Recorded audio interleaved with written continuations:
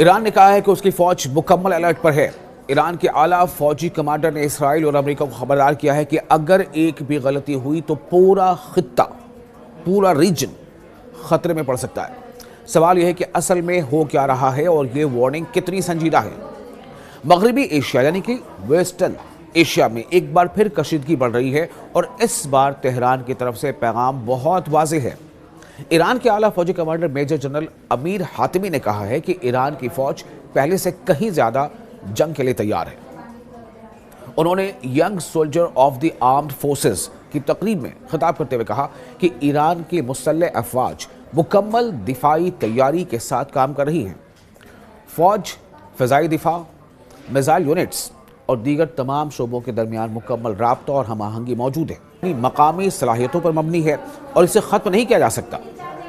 उन्होंने जोर दिया कि मिसाइल और फ़िज़ाई दिफा के शोबे में ईरान आज इस पोजीशन में है जो सेहूनी निज़ाम की मुसल्लत करदा 12 साला जंग के मुकाबले में कहीं ज़्यादा मजबूत है। फौजी कमांडर ने कहा है कि दुश्मन को ईरान के खिलाफ कार्रवाई करने के ख्याल से मायूस हो जाना चाहिए। ये तभी मुमकिन है जब ईरान इतना मजबूत हो कि कोई भी हमला आवर ये समझे कि उसे भारी नुकसान उठाना पड़ेगा। मेजर जनरल हातिमी ने कहा है कि इस मकसद के लिए कौम में इत्तेहाद यानी यूनिटी, यकजहती, सॉलिडारिटी, बाहमी हमदर्दी और ताउन बहुत ज़रूरी है। उन्होंने ये भी तस्लीम किया कि मुल्क को तामीर करने की ज़रूरत है और कौम को दरपेश मुश्किलात का एहसास है। हर मुल्क की तरह ईरान को भी माशी यानी इकोनॉमिकल और रोज़मर्रा ज़िंदगी के मसाइल हल करने हैं, लेकिन उन्होंने वाज़ेह किया है कि अंदरूनी मसाइल और दुश्मन का मुकाबला करना दो अलग अलग बातें हैं। जनरल हातिमी ने कहा है कि तकरीब में नौजवान फौजियों की मौजूदगी दुश्मनों के लिए एक वाज़ेह पैगाम है कि कौम मुल्क के दिफा के लिए पूरी तरह तैयार है। आखिर में उन्होंने मौजूदा सूरत हाल को एक बड़ी जहनी जंग यानी साइकोलॉजिकल वॉर करार दिया है, जो दुश्मन की हाइब्रिड जंगी हिकमत अमली का अहम हिस्सा है।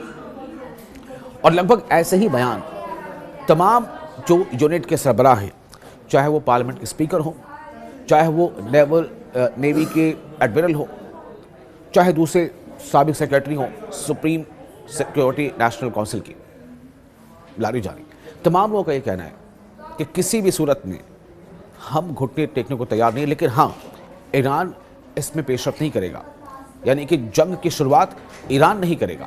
लेकिन अगर दुश्मन ऐसा करता है, उनका इशारा साफ तौर से अमेरिका की तरफ से है। और आप जानते हैं जिस तरह से अमेरिका ने जो पर्शियन गल्फ है उसके आसपास अपनी पूरी जो बहरिया की जो ताकत है, समुद्री ताकत है, उसने यकजा करना शुरू ही नहीं कर दिया बल्कि यकजा कर लिया है।